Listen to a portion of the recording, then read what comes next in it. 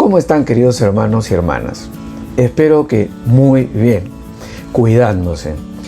Bueno, hoy estamos día martes 15 del mes de septiembre, un día, por cierto, bastante especial porque es el día de la bienaventurada Virgen María de los Dolores. Efectivamente, hoy día el tema va a ser el dolor. A ver, ¿cuál es el rol del dolor en la vida de un cristiano? El sufrimiento. ¿Cómo es que el cristiano vive el sufrimiento? El cristiano, vamos a establecer lo que no es. No es un estoico. Estoico es aquella persona que, en resumen, ¿ya? Que dominando sus sentidos, dominando sus sentimientos, permanece imperturbable frente al dolor, ¿no? O al sufrimiento. Es como que se hace insensible, ¿no? Y a través de un conjunto de ejercicios. Tampoco, eso no es el cristiano, tampoco el cristiano vive el dolor como aquel masoquista, es decir, una persona que anda buscando el dolor porque le da placer el dolor, o sea, le gusta sufrir. No. El cristiano vive el dolor a través de Cristo, lo vive como Cristo, en Cristo. Pero acá el tema es la pregunta, ¿y cómo es el sufrimiento con Cristo? Vamos a la lectura del Santo Evangelio y vamos a empezar a develarlo. Lectura del Santo Evangelio según San Juan. Junto a la cruz de Jesús estaban su madre, la hermana de su madre, María la de Cleofás y María la Magdalena. Jesús, al ver a su madre y cerca al discípulo que tanto quería, dijo a su madre: «Mujer, ahí tienes a tu hijo».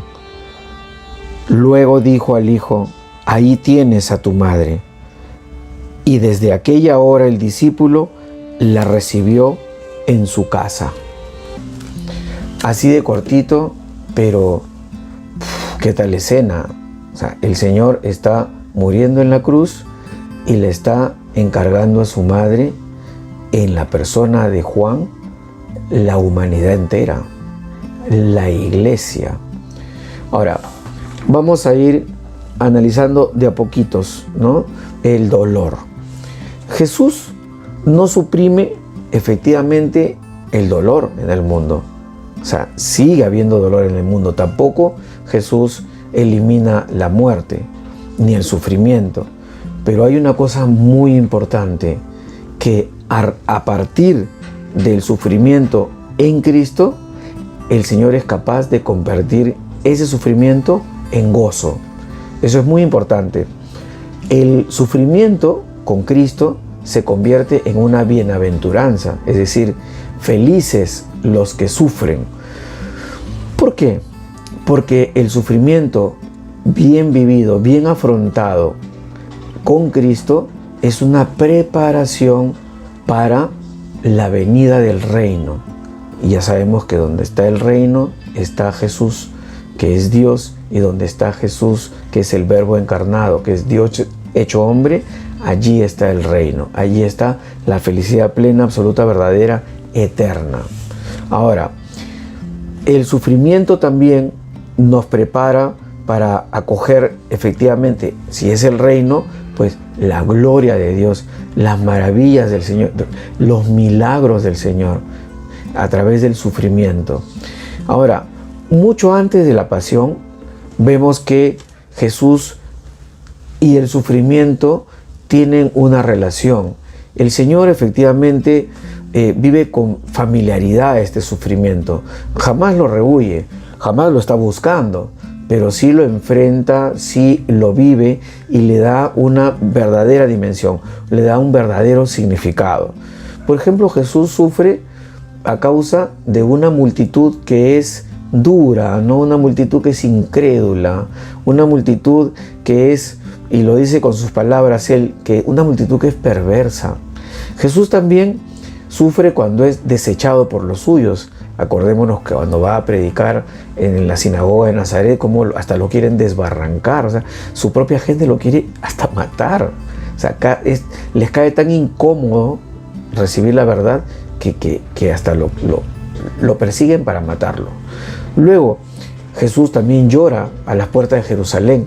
No nos olvidemos ese pasaje cuando el Señor dice: Jerusalén, Jerusalén, ¿no? O sea, yo que vengo a cobijarte como una gallinita con sus polluelos, pero tú matas a los profetas. También Jesús llora cuando muere su amigo Lázaro. Jesús derrama lágrimas de dolor, de pena, porque se había muerto su amigo.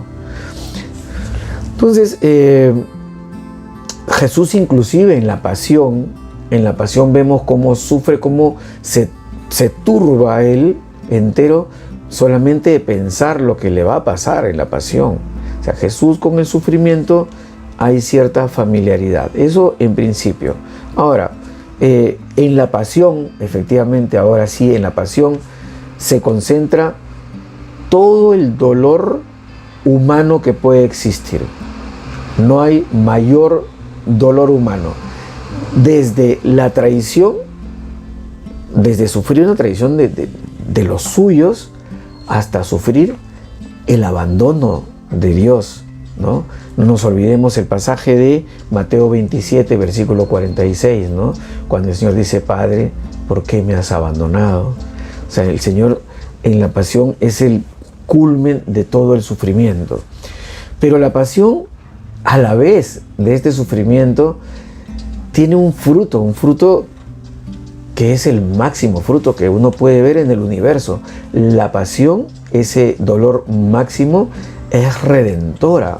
La pasión, por la pasión, el Señor gana la salvación de toda la creación. La humanidad, por supuesto, en primer lugar, de toda la creación. Ahora, eso lo dice, por ejemplo, en Juan capítulo 17, versículo 1. Y dice en el capítulo 11, dice textualmente en Juan, que por la pasión el Señor congrega en torno a Él en la unidad a los hijos de Dios dispersos. Por eso esa cruz con el Señor crucificado en ella es el símbolo tan grande del amor que congrega a todos alrededor de Él. El amor atrae. El amor es atractivo, y qué mejor expresión del amor llevado al extremo. Ahora, nosotros por eso, como le pertenecemos a Cristo por el amor, por eso es que nosotros debemos correr el combate que a cada quien le corresponde, ¿no? El combate que la vida en sí mismo, el devenir de nuestra historia nos presenta, ¿no? Y ese dolor tenemos que vivirlo, como dijimos al comienzo, puestos en el autor y en el consumador de nuestra fe. Es decir, vivirlo con Cristo y en Cristo. Ahora, Él soportó, pues, como hemos dicho, el dolor máximo, ¿no?, en la cruz. Y por eso, allí es que el Señor se hace solidario. Dice esto en la primera carta a los Corintios, capítulo 12, versículo 26, que en la cruz el Señor se hace solidario de los que sufren y deja a los suyos, a nosotros, la misma ley. Es decir, librar este combate, vivir ese sufrimiento con Él, por Él, para Él. Porque esa es la manera como uno puede accesar a la felicidad, porque imagínense, el dolor es inherente, es decir, no se puede evitar el dolor. Es más, el dolor es una bendición biológicamente. Si uno no se enterara por el dolor que algo está pasando en una parte de nuestro cuerpo, podríamos estar quemándonos vivos si no nos damos cuenta. Podríamos tener un dolor, nos avisa de ir corriendo a ser atendidos. Un dolor nos está avisando que algo malo está sucediendo por allí. Es decir, el dolor, viviéndolo con naturalidad, viviéndolo con sentido, y ya espiritualmente es un proceso de purificación, porque tiene sentido, con Cristo tiene sentido y es para la máxima gloria de Dios y de todos los hombres. Ahora que estamos en el día de María, ¿no? La bienaventurada Virgen María de los Dolores, y estamos hablando del dolor efectivamente del Señor en la cruz. ¿Quién mejor que María? Ella es la madre de Dios hecho hombre, la madre del Verbo encarnado, y sabemos que por esa condición de madre, de Virgen Madre, de preparada desde todos los tiempos para ser la Madre de Dios, ella y Jesús, su Hijo, tienen una unidad indivisible. Donde está Jesús está María. Por eso que María se convierte, siendo la primera creyente, se convierte en el arquetipo, es decir, en el ejemplo máximo a seguir por todo creyente. Ella pues efectivamente también tiene esa familiaridad con el sufrimiento desde la anunciación. Imagínense que le provoca toda la descoloca, porque ella no había estado con ningún hombre y ahora está embarazada, ahora tiene que enfrentar esa situación. Cuando lo presenta en el templo y le dice la sacerdotisa, la profetisa Ana, le dice,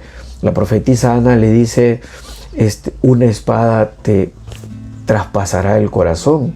Ella esas cosas no las entendía. Ella tenía muchas cosas que no podía manejar, pero como sabemos las guardaba y las meditaba, las rezaba, las tenía en su corazón en oración. Entonces ella es pues nuestro arquetipo, ¿no? María esta mañana en este pasaje, en medio del dolor máximo que puede tener una madre, miremos qué mayor dolor que ver el sufrimiento que está pasando su hijo enfrente de ella. En medio de ese dolor está escuchando de su hijo que ahora le plantea una nueva maternidad. Ahora no solamente es la madre de Jesús, Dios mismo, Dios encarnado, Jesús en la cruz, ya agonizante, le está diciendo que sea la madre de toda la humanidad, que sea la madre de toda la iglesia. Ese será su papel de nuestra Santísima Madre, bienaventurada Virgen María de los Dolores. Es su papel, el rol que va a tener en la iglesia a partir de allí, como madre de todos. María, que decíamos que en todo momento está asociada a la misión de su Hijo, participa pues en todo momento en carne viva de los dolores, todos los dolores de su Hijo. Y asimismo se va a convertir hasta el final de los días en ejemplo. En ejemplo en concreto de qué? De pureza y de fidelidad. Así que imitemos a María hoy. Hoy estamos invitados a entender el sentido del sufrimiento en Cristo como cristianos, ¿no? No como un estoico que por el hecho de verse virtuoso se mantiene impasible, ¿no? Porque domina, no sé, pues como un fakir, pues, ¿no? A través de una serie de ejercicios permanecer imperturbable, ¿no? Como el budista, ¿no? Deshaciéndose. No, el dolor de un cristiano es un dolor en Cristo. Allí tiene significado. Y María es el ejemplo arquetípico, el ejemplo máximo de este proceso del sufrimiento que nos lleva con sentido a la felicidad plena, absoluta, verdadera, eterna. Pidámosle al Señor, como todas las mañanas, que ilumine nuestras mentes y encienda nuestros corazones para que podamos entender siempre lo mejor posible, con mucha claridad, lo que Él nos quiere decir diariamente. Le pedimos que nos bendiga, nos guarde de todo mal y nos lleve a la vida eterna. Amén. Que tengamos todos un fantástico día martes, día de la bienaventurada Virgen María de los Dolores, y que el Señor permita que haga posible, ¿no?, que podamos reunirnos mañana nuevamente aquí para seguir reflexionando sobre la palabra de Dios.